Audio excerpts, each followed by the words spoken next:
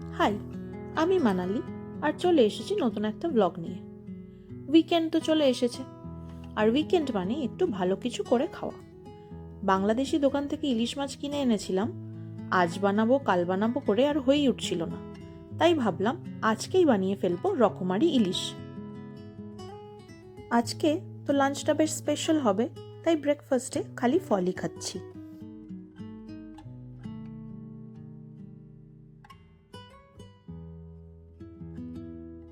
মাছটা ফ্রিজ থেকে বের করে রেখেছিলাম, এবার আগে ভালো করে নুন হলুদ মাখিয়ে নিই। প্রথমে বানাবো আমার সবথেকে ফেভারিট আলু বেগুন দিয়ে ইলিশ মাছের ঝোল। সবথেকে বেশি ইলিশ মাছের টেস্ট আমার তো মনে হয় এই রেসিপিটাতেই পাওয়া যায়। এবার তো শুনছি কলকাতাতেও ভালোই বৃষ্টি হচ্ছে, বাজারে তাহলে ইলিশও বোধহয় পাওয়া যেতে শুরু করে দিয়েছে। মাছগুলো ভাজার সময় এই স্মেলটাতেই মনটা খুশি হয়ে যায়, তাই না? এবার আলু বেগুনগুলো ভেজে নিয়েছি। সেই ছোটবেলা থেকেই গরম পড়লে মনটা পড়ে থাকতো আম গাছে, আর বৃষ্টি পড়লেই মনে হতো কবে যে বাবা ইলিশ মাছটা নিয়ে আসবে। এই বাংলাদেশি দোকানটার খোঁজ আমরা রিসেন্টলি পেয়েছি, নইলে তো এত মাছ এখানে এমনিতে পাওয়া যায় না। আর এদিকে আমার আলু বেগুন দিয়ে ঝোলও রেডি হয়ে গেছে। এবার বানাবো ইলিশ পোলাও। তার জন্য আগে বেরেস্তাটা বানিয়ে নিচ্ছি।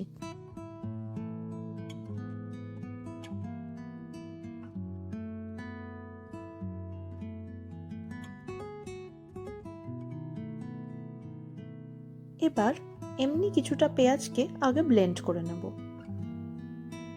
তারপর একটা বাটিতে নিচ্ছি দই, তার মধ্যে দিচ্ছি আদা রসুন কাঁচা লঙ্কা পেঁয়াজ, এরপর রেড চিলি পাউডার, হলুদ, জিরে আর ধনে গুঁড়ো, লাস্টে নুন দিয়ে ভালো করে মিক্স করে নেব।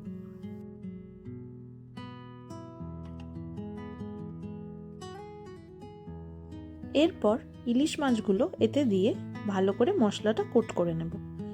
এমনিতে অনেকেই কাঁচা মাছই দিয়ে দেয়, কিন্তু আমার আবার একটু মাছগুলো না ভাজলে ভালো লাগে না। মাছগুলো হালকা করেই ভেজে নেব।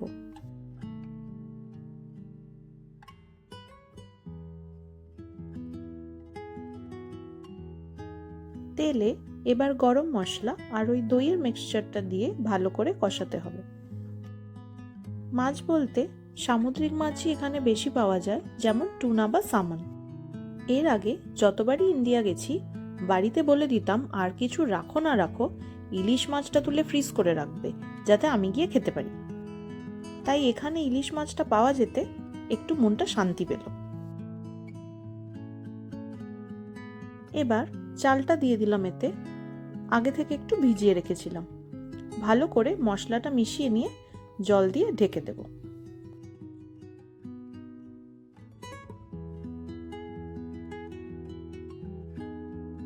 ততক্ষণ এদিকে মুগ ডালটাও ভেজে নিচ্ছি।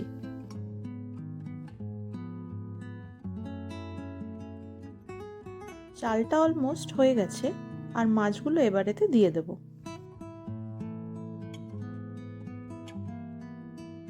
ওপর দিয়ে বেরেস্তাটাও ছড়িয়ে দিচ্ছি, আর ইলিশ পোলাও রেডি।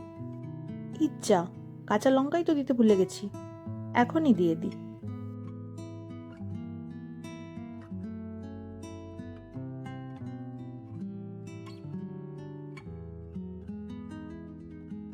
এদিকে মুগ ডালও ফোটানো হয়ে গেছে। ইলিশ মাছের মাথা দিয়ে এবার হবে মুড়িঘণ্টের ডাল। ছোটবেলা থেকেই মাছ চেনা কিন্তু বাবার হাত ধরেই। সোদপুর বাজারে যেতাম আর 1 ঘন্টা ধরে ট্রেনিং চলতো আমার, যে কিভাবে চিনতে হয় মাছটা ফ্রেশ না পুরনো। আমি চিকেনের থেকে মাছটাই খেতে বেশি ভালোবাসি।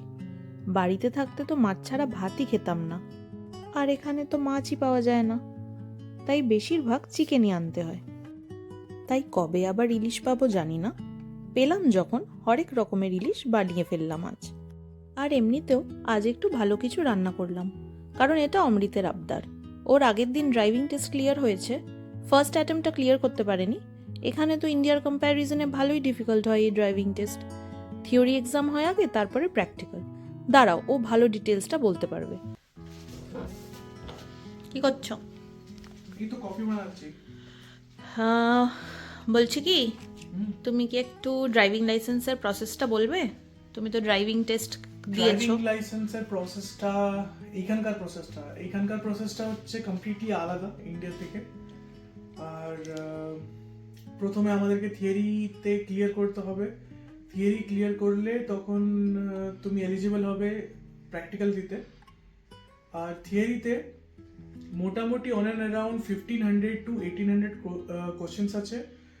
আর সেই কোশ্চেন্সগুলোকে মোটামুটি ভালো করে মুখস্থ করতে হবে। অনেক রকমের ট্রাফিক সাইন্স আছে, গাড়ির অনেক ডিটেলস আছে, মানে গাড়ির কত minimum weight, maximum weight, thread length, tyre type, আরও মানে যে রোড সাইন্স আর সিগন্যালস যেগুলো হয়, প্রায়োরিটি, তো সব মিলিয়ে মোটামুটি 1500 to 1800 কোশ্চেন্স আছে। তো সেই কোশ্চেন্সগুলোকে মুখস্থ করতে হবে। আর তারপরে সেই ওরা কেন কি আমি ড্রাইভিং লাইসেন্স অ্যাপ্লাই করেছি ইন চেক, তো জেনারেলি কোশ্চেন্সগুলো সব আসে চেক ল্যাঙ্গুয়েজে।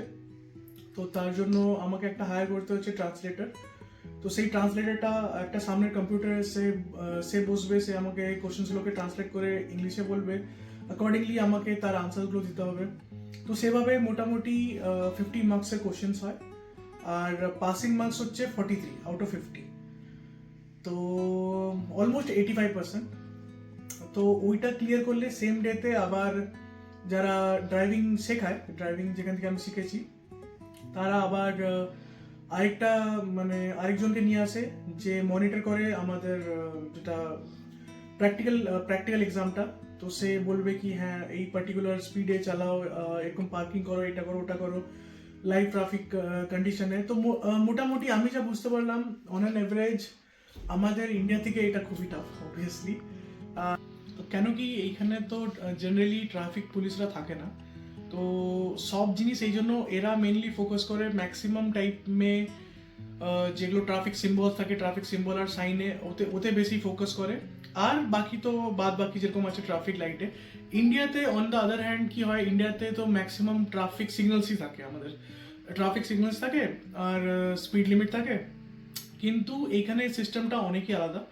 এখানে 500 to 700 different type of symbols আর অনেক অনেক অনেক টাইপের সাইন আছে, তো ওইগুলো মুখস্থ করতে হয়। আর সেটাই সব থেকে বেশি টাফ থিওরি এক্সামের জন্য। ইন্ডিয়াতে আমি একটা জিনিস অবজার্ভ করেছি কি অনেকবার এটা হয় কি যারা ড্রাইভিং জানে অলরেডি, তো তারা গিয়ে আরটিওতে ডাইরেক্টলি অ্যাপ্লাই করতে পারে। এইখানে কিন্তু সেই জিনিসটা নেই। এখানে ড্রাইভিং জানলেও এখানের যে আরটিওটা আছে, যেটাকে এখানে লোকালে ড্রাইভিং মিউনিসিপাল বলে, তো সেখানে গিয়ে অ্যাপ্লাই করলে হবে না। রাদার এইখানের ব্যাপারটা কি হয়, এখানে যে ড্রাইভিং শিখতে চায় তাকে কিন্তু ড্রাইভিং স্কুলে অ্যাডমিট হতেই হবে, এটা কম্পালসারি অ্যাকচুয়ালি। তো সেই কম্পালসারি হিসাবে তাকে minimum number of hours of driving complete করতে হবে। আর তারপরেই থ্রু ড্রাইভিং স্কুল তারা সেইখানে গিয়ে মিউনিসিপালে অ্যাপ্লাই করতে পারে ড্রাইভিং লাইসেন্সের জন্য। দিয়ে করেসপন্ডিংলি সে থিওরি এক্সাম হবে, প্র্যাকটিক্যাল এক্সাম হবে, তারপরে তারা ডকুমেন্টস দেবে।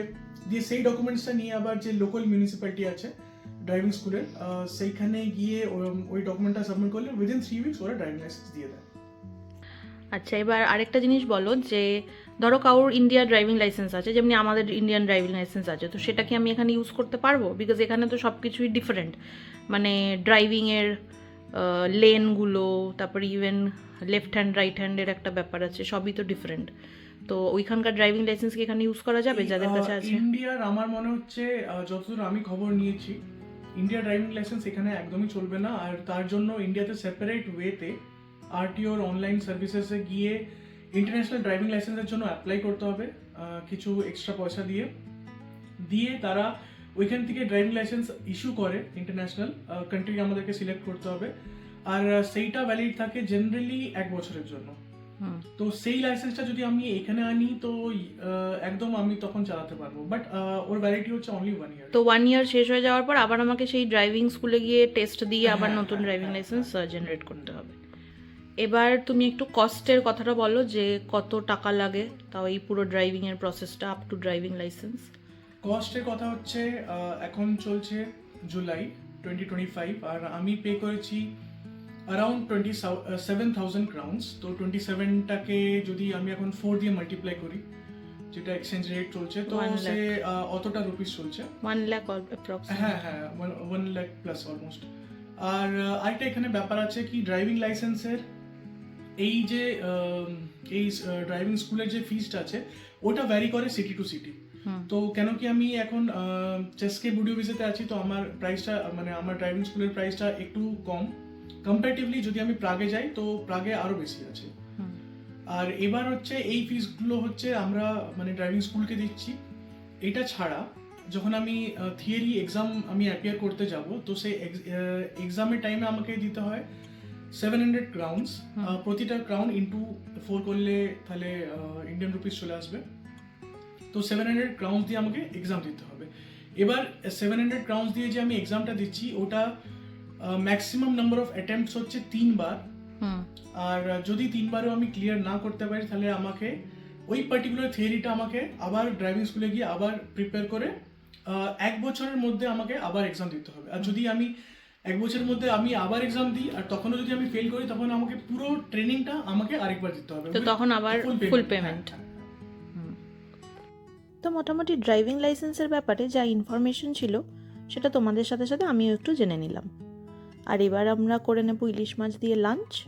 আজ তাহলে টাটা, আবার দেখা হবে নতুন একটা ভ্লগে।